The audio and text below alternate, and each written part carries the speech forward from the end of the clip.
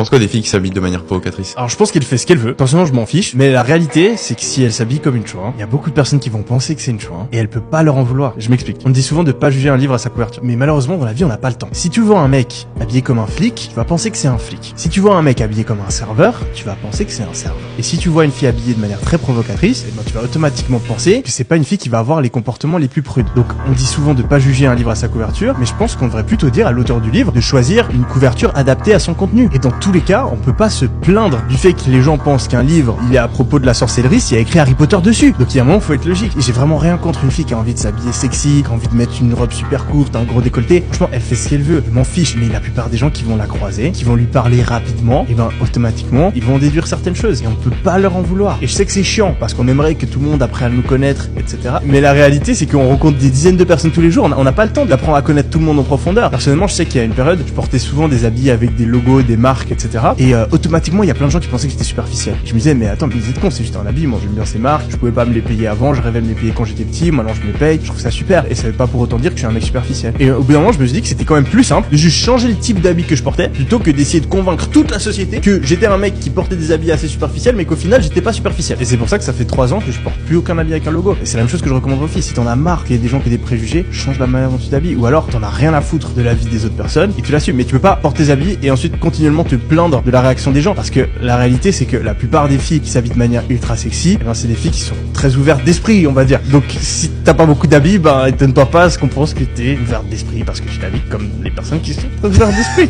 C'est juste de la logique. Ouais.